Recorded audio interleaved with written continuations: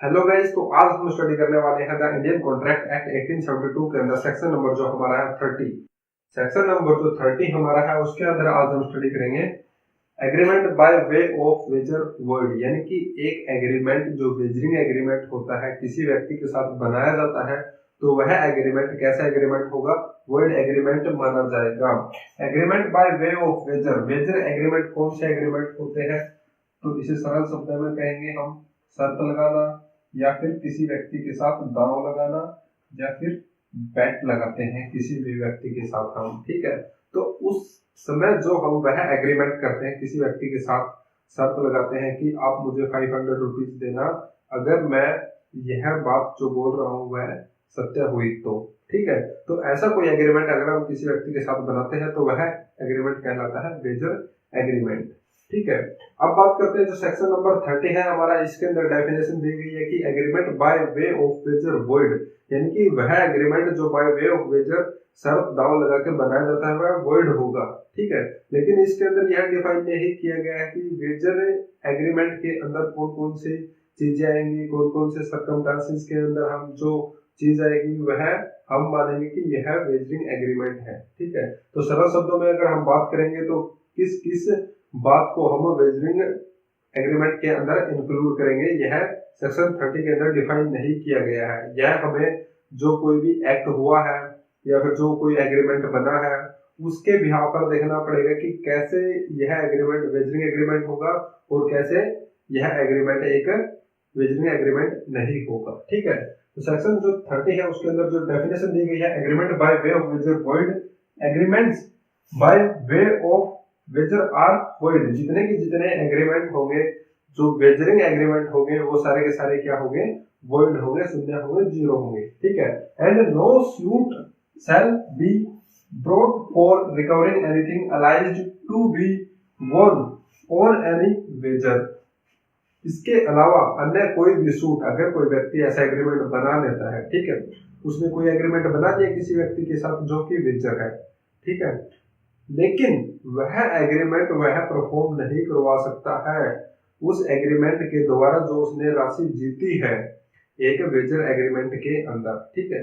तो वह राशि है वह रिकवर नहीं कर सकता है और ना ही उस व्यक्ति के अगेंस्ट में उसको एग्रीमेंट को एनफोर्स करवा सकता है किसी कोर्ट के अंदर सूट फाइल करके, ठीक है।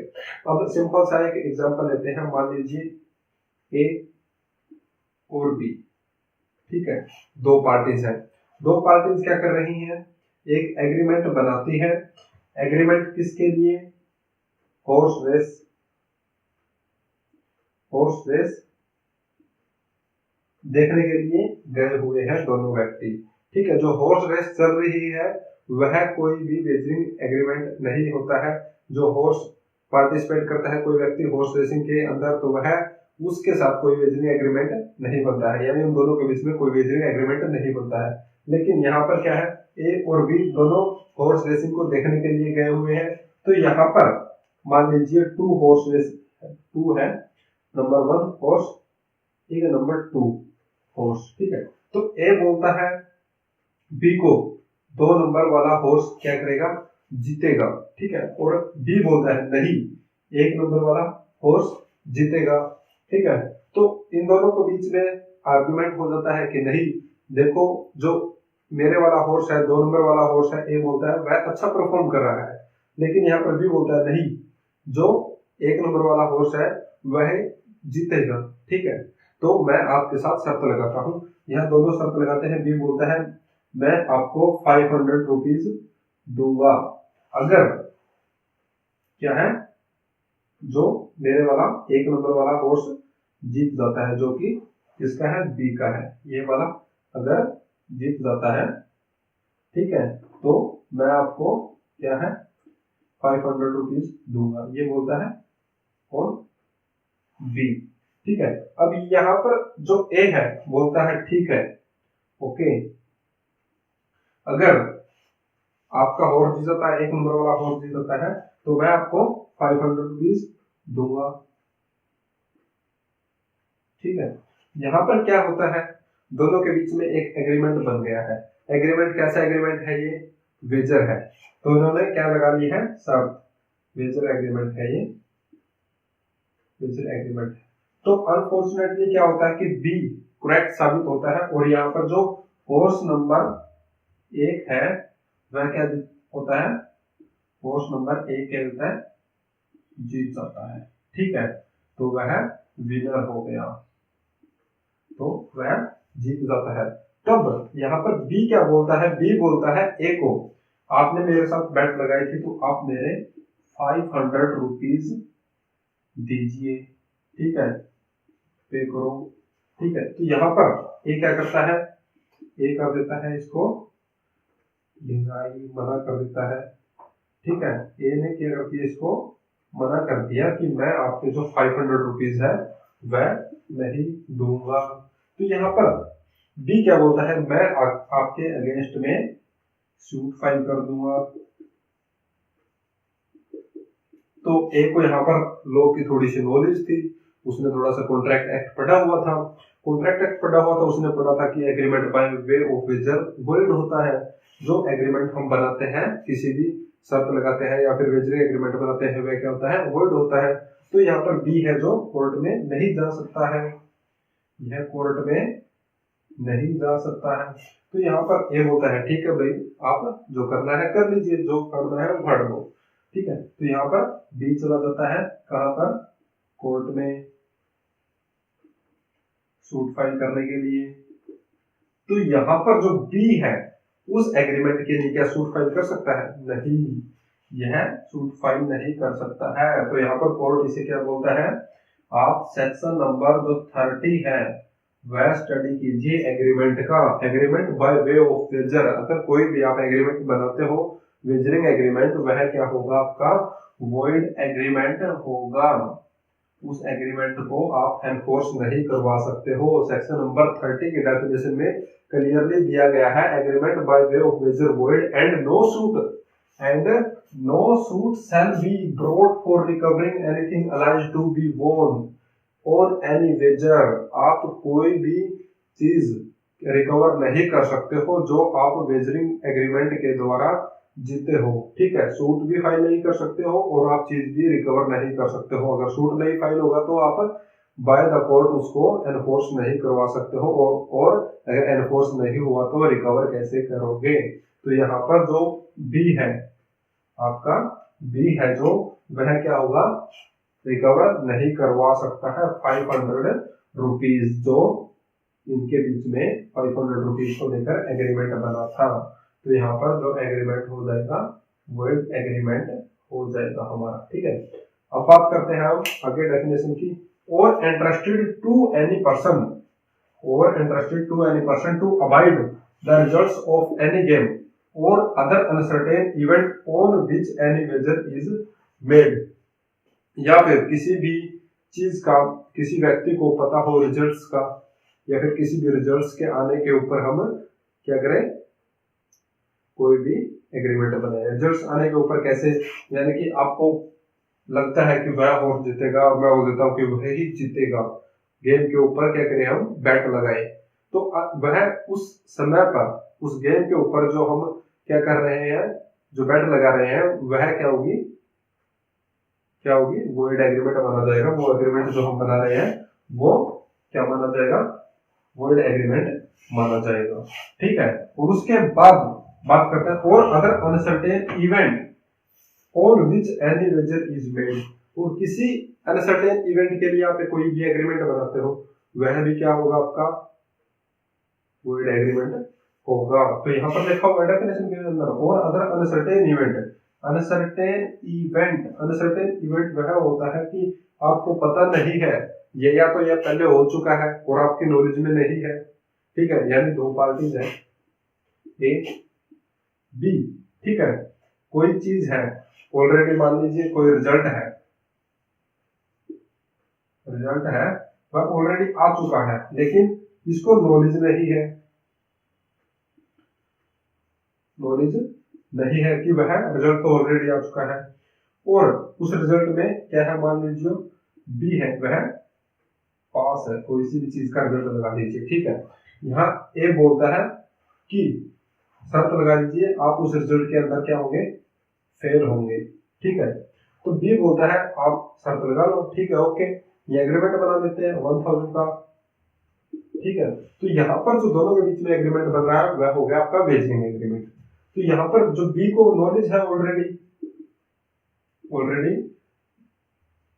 ऑलरेडी जानता है, ठीक है। तो एक नॉलेज में नहीं है, यह बात है जो यहाँ पर जो इवेंट्स है वह ऑलरेडी हो भी चुका है। और यहाँ पर यह भी हो सकता है कि ये लोग फ्यूचर इवेंट के लिए, फ्यूचर जो घटना है उसके लिए भी कोई अगर एग्रीमेंट बनाते हैं, ठीक है, कि वहां पर अगर ऐसा हो जाएगा तो मैं आपको 500 रुपीज दूंगा, तब वह एग्रीमेंट भी क्या होगा आपका वॉइड एग्रीमेंट होगा, ठीक है। अब बात करते हैं जो एक्सेप्शन है, सेक्शन नंबर जो हमारा 30 है उसके अंदर जो एक्सेप्शन दी गई है उससे थोड़ा सा आपका जो हॉर्स रेसिंग का है वह क्लियर हो जाएगा कि कौन सी जो हमारा एग्रीमेंट होता है वह वॉइड होता है और कौन सा एग्रीमेंट हमारा क्या है वैलिड होता है, ठीक है। एक्सेप्शन है जो हमारे सेक्शन नंबर 30 की, सेक्शन 30 की exception in favour of certain prizes for horse racing. या तो कुछ प्राइज दिए जाते हैं किसी व्यक्ति को कि आपने इस गेम के अंदर आप जीतते हो तो यह इसके लिए आपको प्राइज दिया जाता है, या फिर हॉर्स रेसिंग के लिए अगर किसी व्यक्ति को प्राइज दिया जाता है, क्या वह वेजरिंग जो हमारा एग्रीमेंट होगा उसके अंदर आएगा, क्या वह जो वो बना रहे हैं एग्रीमेंट उनके बीच में हो रहा है क्या वह वॉइड होगा, नहीं। तो जो हॉर्स रेसिंग के लिए प्राइज दिया जाता है या किसी अन्य गेम के अंदर प्राइज दिया जाता है वह क्या है, वह दोनों पार्टीज के बीच में एग्रीमेंट बनता है, वो क्या है वॉइड नहीं होता है।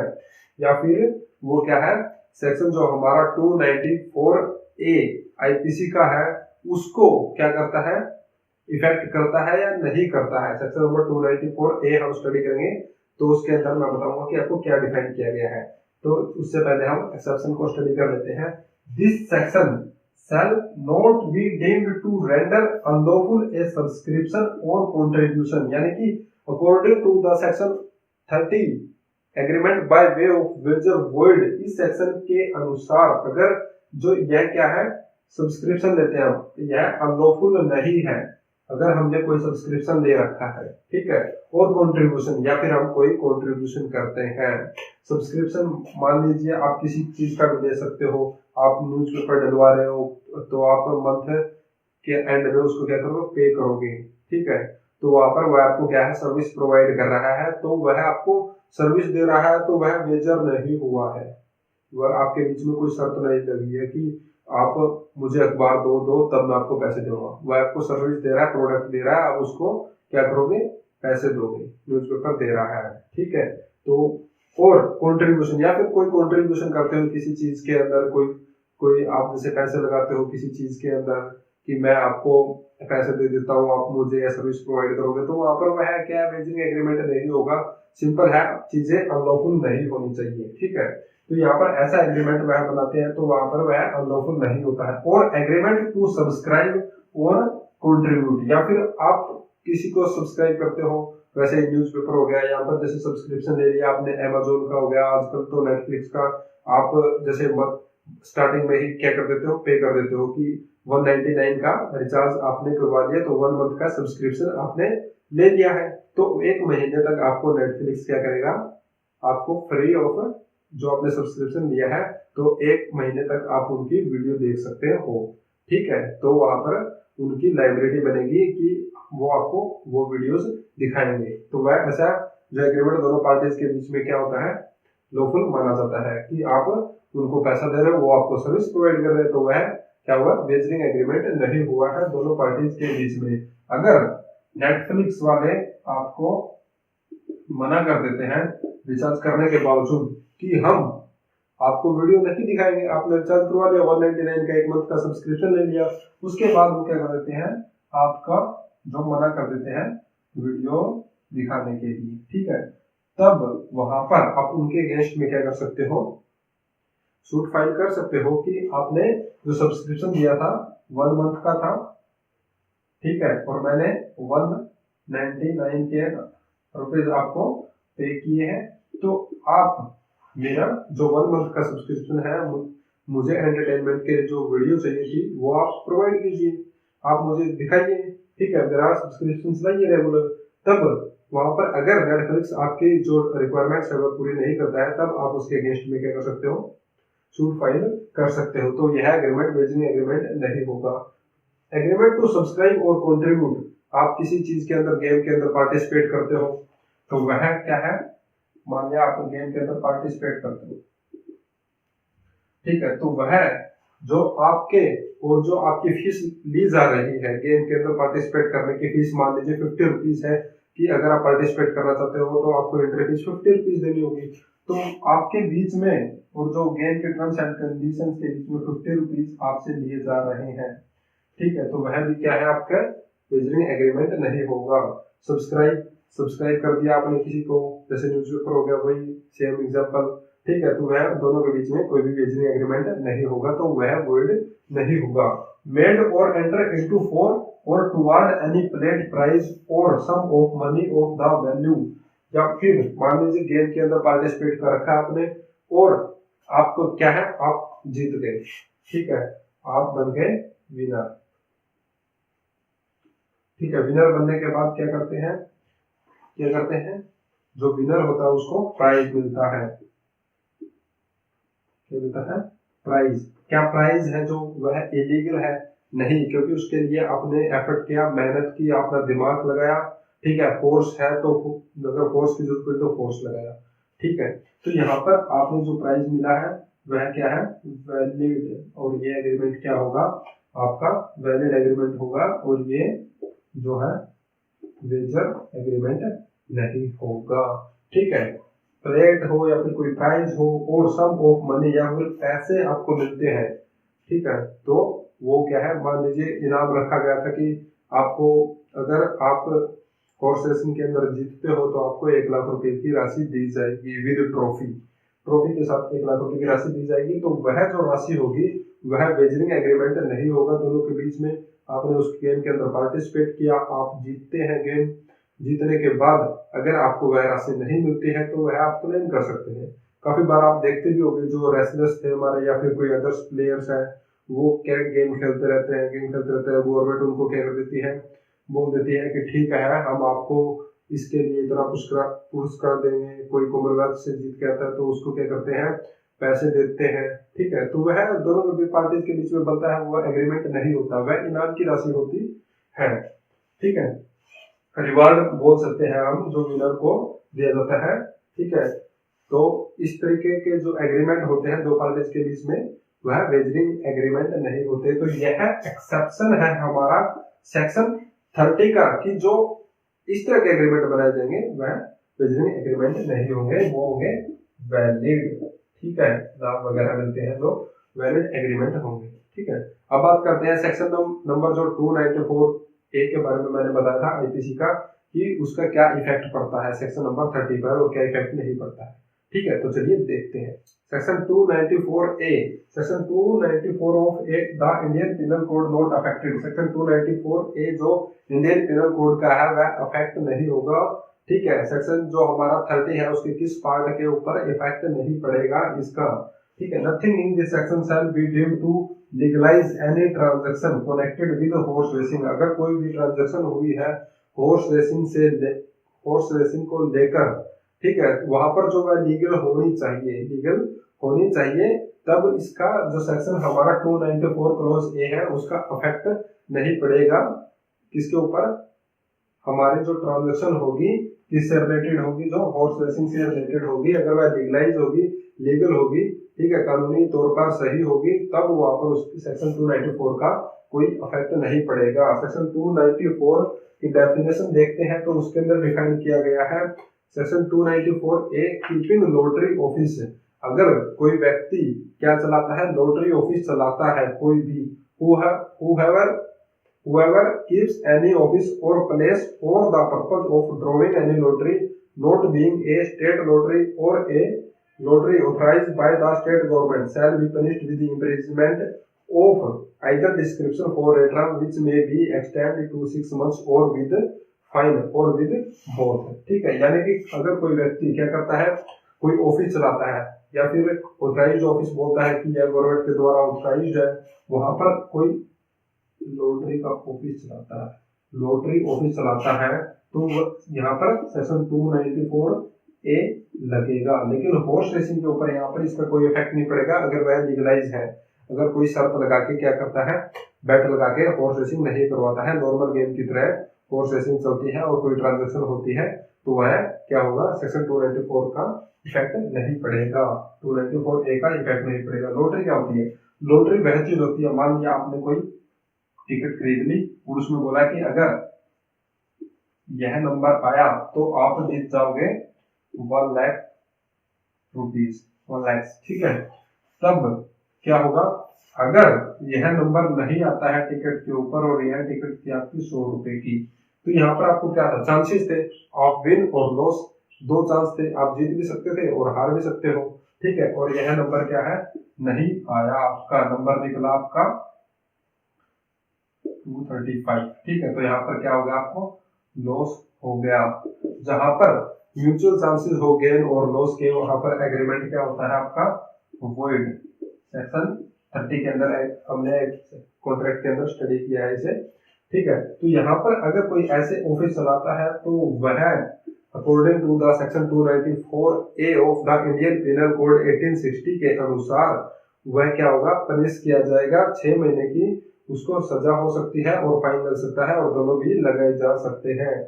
तो सेकंड जो पैरा है इसका वह देखते हैं, and whoever publishes any proposal to pay any sum or to deliver any goods or to do or forbear doing anything for the benefit of any person on any event or contingency relative or applicable to the drawing of any ticket, lot, number or figure in any such lottery shall be punished with a fine which may extend to 1000 rupees। यानी कि अगर कोई व्यक्ति क्या करता है, कोई भी क्या करता है, अखबार में इश्तिहार देखे होंगे आपने कई बार कि यह नंबर खरीदिए और बनिए लखपति रातों रात, ठीक है। नंबर खरीदने से अगर कोई फिगर बेचता है, मान लीजिए बोलता है 50, 71, 53, ऐसे कोई एक्स्ट्रा फिगर क्या करता है, इश्तिहार देता है, पब्लिश कर देता है, ठीक है, न्यूज़पेपर में या फिर टेलीविजन पे, सोशल मीडिया के ऊपर, ठीक है, किसी भी पर्पज से, और बोलता है कि अगर आपका लकी नंबर निकलता है 71 तो आपको मिलेगा 1 करोड़ रुपया, ठीक है। तो अगर आप ये इस तरह के इश्तिहार कोई भी व्यक्ति पब्लिश करता है और इसका चार्ज रखता है मान लीजिए 1000 रुपीज पर टिकट, ठीक है, तो यहाँ पर एक ही व्यक्ति जीत सकता है 1 करोड़ रुपए, तो सभी के सभी तो करोड़पति बनेंगे नहीं, ठीक है। तो वहां पर क्या होगा, जो ऐसा कोई पब्लिश करता है इश्तिहार या फिर कोई लॉटरी ऐसी कोई पब्लिश करता है, ठीक है, या फिर कोई नंबर हो गया, नंबर फिगर, या फिर कोई टिकट के रूप में, पर्ची के रूप में, ठीक है, कोई भी टिकट आपको दे देता है, उसको स्क्रैच करो और उसके अंदर जो नंबर निकलेगा उससे मैच करो, अगर वह आपकी लॉटरी निकल जाती है तो, ठीक है। हाल ही में एक सीरीज आई थी पीछे, ढिंडोरा भुवन बाम की, उसके अंदर था लॉटरी का टिकट, ठीक है। तो वह जो आपका एग्रीमेंट है दोनों के बीच में बन रहा था वह वेजर एग्रीमेंट था, और उसके ऊपर अगर वह क्या कर सकता था, सेक्शन 294A अप्लाई होगा, जो वह भिखारी क्या कर रहा था, लॉटरी बेच रहा था, लॉटरी बेचने वाले के ऊपर होगा सेक्शन 294A अप्लाई, उसको क्या है, 6 महीने की सजा हो सकती है और फाइन हो सकता है और दोनों भी हो सकते हैं, और वह पब्लिश करता उसको तो उसको 1000 रुपीज फाइन लगाया जा सकता है और दोनों चीजें भी हो सकती है, सजा भी हो सकती है, ठीक है। आई होप आपको सेक्शन नंबर 294A समझ में आ गया होगा। अब बात करते हैं हम इसके एसेंशियल फीचर्स की, जो हमारा सेक्शन नंबर 30 है। अब बात करते हैं हम सेक्शन नंबर जो हमारा 30 है, ठीक है, उसके अंदर जो हमारे एसेंशियल फीचर है, फर्स्ट है अनसर्टेन इवेंट। अनसर्टेन इवेंट जो फर्स्ट हमारा है, essential to wager is that the performance of the bargain must depend upon the determination of an uncertain event. A wager generally contemplates a future event, ठीक है। यानी कि अगर कोई व्यक्ति बोलता है कि मैं आपको, अगर वह ऐसा हो गया तो मैं आपको 500 रुपीज दूंगा, फ्यूचर इवेंट की बात करता है, ठीक है। तो वहां पर यह बोलता है कि अगर 2 रेसलर है, कुश्ती लड़ रहे हैं, ठीक है, रेसलिंग चल रही है, वह बोलता है कि अगर जो रेड जो वाला प्लेयर है, प्लेयर नंबर 1 है, वह जीतता है तो मैं आपको 500 रुपीज दूंगा। तो वहां पर जो क्या इवेंट क्या है, अनसर्टेन इवेंट है, पता ही नहीं है कि होने क्या वाला है, कोई भी जीत सकता है, ठीक है। तो वहां पर अनसर्टेन इवेंट है, उस दौरान उन दोनों ए और बी के बीच में वह एग्रीमेंट किया गया है, वह वेजर एग्रीमेंट है, वेजरिंग एग्रीमेंट है, और वह वॉइड एग्रीमेंट है, क्योंकि दोनों पार्टी में से कोई भी पार्टी जीत सकती है, और वह फ्यूचर इवेंट है। अगर फ्यूचर इवेंट के लिए कोई भी एग्रीमेंट बना जाए तो वह वेजर एग्रीमेंट है, ठीक है, और वॉइड भी होगा, ठीक है। अब बात करते हैं बट इट में, परंतु even relate to an event which has already happened in the past but the parties are not aware of its result or the time of its happening, ठीक है। या फिर अन्य इसके अलावा, फ्यूचर इवेंट के अलावा कोई चीज ऑलरेडी हो चुकी है पास्ट के अंदर, ठीक है, पास्ट के अंदर कैसे, ए और बी दो पार्टीज है, ठीक है। एक रेसलिंग का दे दीजिए एग्जांपल, रेसलिंग होने वाली है, ठीक है, ये मैच होने वाला रेसलिंग मैच, लेकिन यहाँ पर जो मैच हो चुका है और वह पता है बी को उसके बारे में नॉलेज है कि वह मैच हो चुका है, और विनर कौन है, पार्टी जो प्लेयर नंबर 1 है वह कौन है, विनर है, लेकिन इसको नॉलेज नहीं है, इसको पता ही नहीं है कि मैच हुआ है या नहीं हुआ है और कौन विनर है। तो यहाँ पर जो ए है ये बोलता है कि जो विनर होगा वह होगा जो नंबर 2 प्लेयर था, वह विनर होगा। आप मेरे साथ क्या कर लीजिए, दाव लगा लीजिए, शर्त लगा लीजिए, बेट लगा लीजिए, मैं गारंटी देता हूँ कि जो 2 नंबर विनर है वही जीतेगा। तो यहाँ पर नॉलेज है, बी को बी सोचता है, अपना क्या जाता है भाई, लगा लेते हैं, पैसे ही आएंगे, ऑलरेडी डिसीजन तो हो चुका है और हमें तो पता ही है कि जो पार्टी फर्स्ट पार्टी है वह विनर है। तो बी ए बोलता है कि ये लोग 1000 रुपीज के लिए हम बेट लगाते हैं, ठीक है। तो यहाँ पर इसकी नॉलेज में नहीं है, अगर ऐसा कोई एग्रीमेंट बनता है तो वह एग्रीमेंट क्या होगा, वेजरिंग एग्रीमेंट होगा, और साथ में क्या होगा, वॉइड, ठीक है, साथ में क्या होगा, वॉइड एग्रीमेंट माना जाएगा, क्योंकि वह हो चुका है और एक पार्टी को उसकी नॉलेज नहीं है, लेकिन एक पार्टी को उसकी नॉलेज है, किसी भी समय हुआ हो और पास्ट में कभी भी हुआ हो, ठीक है। अब बात करते हैं जो सेकंड हमारा एसेंशियल फीचर है, म्यूचुअल चांसेस ऑफ गेन और लॉस, जहां पर म्यूचुअल चांसेस हो गेन के और लॉस के, हारने के और जीतने के, ठीक है। तो वहां पर उसे हम क्या है, वेजरिंग एग्रीमेंट नहीं मानेंगे। क्यों नहीं मानेंगे, मान लीजिए 2 रेसलर हैं, ठीक है, तो यहाँ पर दोनों के क्या होते हैं, म्यूचुअल चांसेस है, वे दोनों कोई एग्रीमेंट करके तो आते नहीं है कि अगर आप जीत गए तो मैं 500 दूंगा, उनको तो प्राइज मिलना होता है। अगर लेकिन उनके ऊपर कोई बेट लगाता है और बोलता है कि ये वाला जीतेगा, तो वहां पर वेजरिंग एग्रीमेंट हो जाता है। यही समझने वाली बात है, माइनर सा डिफरेंस होता है वेजर में। आपको फैक्ट्स देखने पड़ेंगे कि क्या फैक्ट्स है, इनके वर्ड्स के ऊपर जाना पड़ेगा कि कैसे वर्ड्स के अंदर एग्रीमेंट को लिखा गया है, तब आप डिफाइन कर पाओगे कि कौन सा वेजरिंग एग्रीमेंट है और कौन सा वेजरिंग एग्रीमेंट नहीं है। अब बात करते हैं जो थर्ड हमारा एसेंशियल फीचर है, neither party to have control over the event, अगर किसी भी एक पार्टी के हाथ में ना हो, क्या है, इवेंट्स का कंट्रोल ना हो, ठीक है। Neither party should have control over the happening of the event one way or the other. If one of the parties has the event in its own hands, the transaction lacks an essential ingredient of a wager. किसी भी party के हाथ में नहीं है, control में नहीं है इवेंट्स, ठीक है, तब वहां पर वह वैलिड है।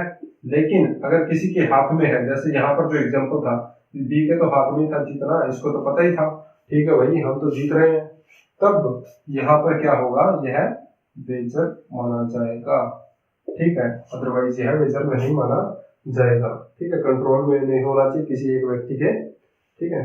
अब बात करते हैं फोर्थ की, no other interest in the event, no other interest in the event. Lastly, neither party should have any interest in the happening of the event other than the sum or stake he will win or lose. This is what marks the difference between A wagering agreement and contract of insurance, यानी एक wagering agreement के अंदर और एक contract जो insurance का contract होता है उसके अंदर डिफरेंस क्या था। No other interest in the event, event के अंदर किसी भी व्यक्ति को इंटरेस्ट नहीं होना चाहिए। मान लिया आपने इंश्योरेंस करवा लिया, ठीक है, इंश्योरेंस करवा लिया आपने, किस चीज के लिए करवाया कि आपको अगर कोई दिक्कत हो जाती है, अगर आपने हेल्थ इंश्योरेंस करवाया तो आपको कोई डिजीज हो गई है, बीमारी हो गई है, तो उससे रिलेटेड आपको हेल्प चाहिए, ठीक है।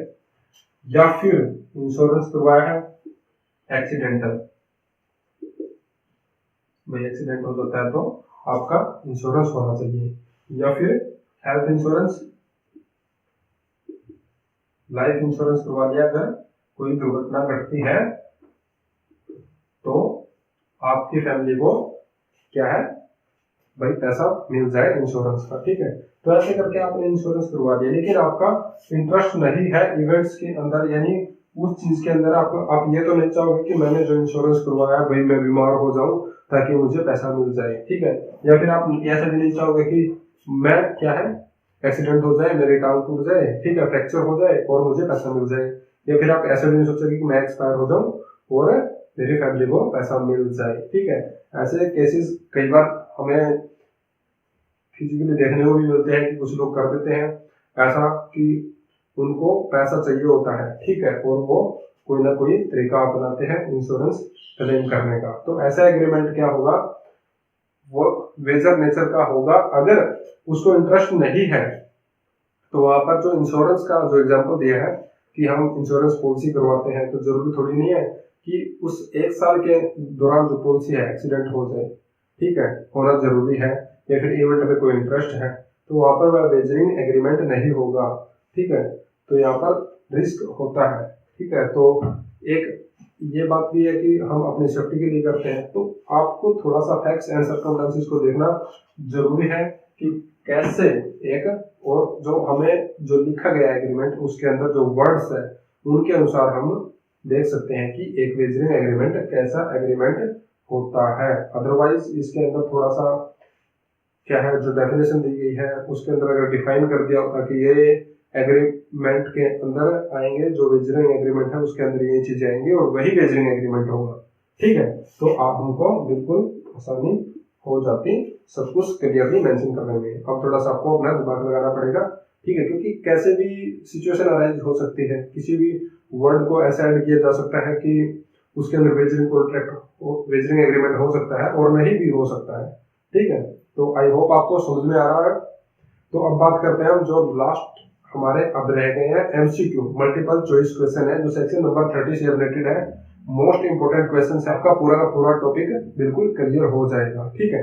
सेक्शन नंबर जो हम 30 स्टडी कर रहे हैं उसके अंदर हम एमसीक्यू स्टडी करेंगे कि जो इंपोर्टेंट एमसीक्यू हमारे हैं वो साथ के साथ कवर हो जाए।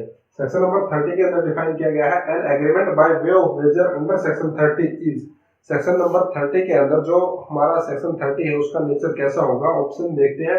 Option A valid, option B void, option C voidable and option D unenforceable. तो इसके अंदर हमारा राइट आंसर कौन सा होगा?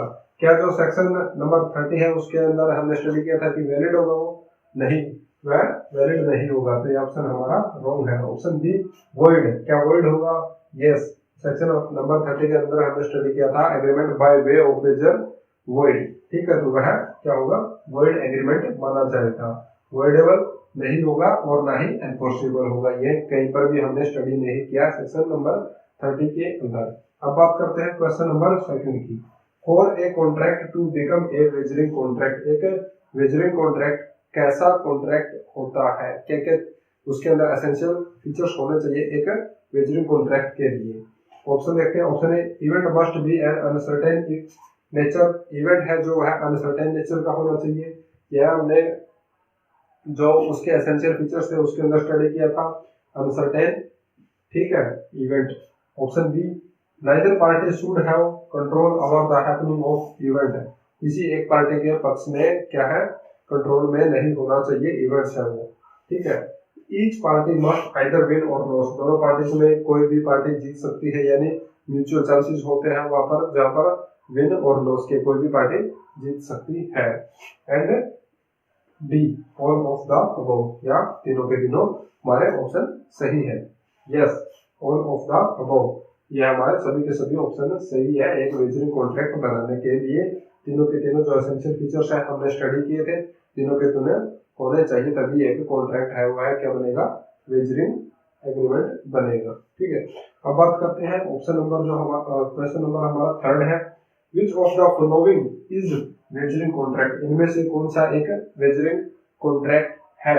ऑप्शन देखते हैं, ऑप्शन ए लॉटरीज, क्या लॉटरीज वेजरिंग कॉन्ट्रैक्ट के अंदर आती है। ऑप्शन बी चिट फंड, क्या चिट फंड वेजरिंग कॉन्ट्रैक्ट के अंदर आता है। हॉर्स रेस, हॉर्स रेस हमने स्टडी किया था, हॉर्स रेस वेजरिंग कॉन्ट्रैक्ट नहीं है। इसके लिए स्पेशली एक्सेप्शन दिया गया है सेक्शन नंबर 30 के अंदर, cross word competition, cross word competition भी यानी एक वेजरिंग एग्रीमेंट नहीं होता है, क्योंकि यह एक कॉम्पिटिशन है। जो भी कोई पार्टी इसके अंदर पार्टिसिपेट करती है वो अपनी बुद्धि से, अपने माइंड से, दिमाग से और अपनी टेक्निक से उसको कंपटीशन को जीतती है। तो यहाँ पर जो कंपटीशन हो गए, गेम हो गए, वो क्या होंगे, वेजरिंग कॉन्ट्रैक्ट नहीं माने जाएंगे, वेजरिंग एग्रीमेंट नहीं माने जाएंगे। तो यह भी हमारा वेजरिंग एग्रीमेंट नहीं है, कॉन्ट्रैक्ट नहीं है। Option B chit fund, chit fund के अंदर क्या होता है कि ना तो आप किसी को कोई पैसा देते हो, कोई पर्ची निकाली, चिट निकाल लिया आपने, फंड उसके अंदर देखा, अगर आप जीत गए तो ठीक है, आपने कोई जेब से पैसा नहीं देना पड़ा। तो यहाँ पर भी यह भी वेजरिंग कॉन्ट्रैक्ट के अंदर नहीं आएगा। ऑप्शन ए लॉटरीज, लॉटरीज क्या होगी हमारी वेजरिंग एग्रीमेंट के अंदर आएगी। सेक्शन नंबर जो 294 ए है इसको इफेक्ट करेगा। अगर कोई व्यक्ति जो लॉटरीज है उसको बेचता है, ठीक है, तो वह क्या होगी, वेजरिंग एग्रीमेंट होगा दोनों पार्टियों के बीच में। बिकॉज जो वह लॉटरी बेच रहा है, अगर वह लॉटरी व्यक्ति नहीं जीतता है तो वह उससे अपने पैसे क्लेम नहीं कर सकता है, या फिर अगर वह विन जीत जाता है तो भी वह उससे अपने पैसे क्लेम नहीं कर सकता है, क्योंकि according to the section 30 and according to the section 294 Indian penal code, जो लॉटरीज है वह क्या है, एक ऑफेंस है। या फिर कोई इश्तेहार देता है, नंबर मैंने आपको सेक्शन पूरा डिटेल में पढ़ा दिया था। अब बात करते हैं क्वेश्चन नंबर 4 की। तो हमारा राइट आंसर रहेगा लॉटरीज, ये क्या है, वेजरिंग कॉन्ट्रैक्ट है। Which section of Indian Contract Act 1872 provides that agreement by way of wager void, इनमें से कौन सा सेक्शन है जो हमारा प्रोवाइड करता है definition of agreement by way of wager void। ठीक है, तो ऑप्शन दिए गए, option A section 32, section 29, section 30 and section 31। तो कौन से सेक्शन आज हमने स्टडी किया है, सेक्शन 30। तो राइट आंसर रहेगा ऑप्शन सी। ठीक है, आई होप आपको सारा का सारा जो टॉपिक है आपका क्लियर हो गया होगा, एमसीक्यू आपको समझ में आ गए होंगे। अगर फिर भी आपको कोई बात समझ में नहीं आई है तो वीडियो के कमेंट सेक्शन में जाके कमेंट कर सकते हैं, और हमारे चैनल को सब्सक्राइब जरूर कर लीजिए। अगर आपने वीडियो पूरी देखी है तो आपका ये टॉपिक अच्छे से क्लियर होने वाला है। ठीक है, और वीडियो को लाइक कर सकते हैं और शेयर जरूर करिए अपने फ्रेंड के साथ, ताकि सबको मदद मिल सके। तो चलिए मिलते हैं नेक्स्ट वीडियो के साथ, तब तक के लिए take care, bye bye, thank you.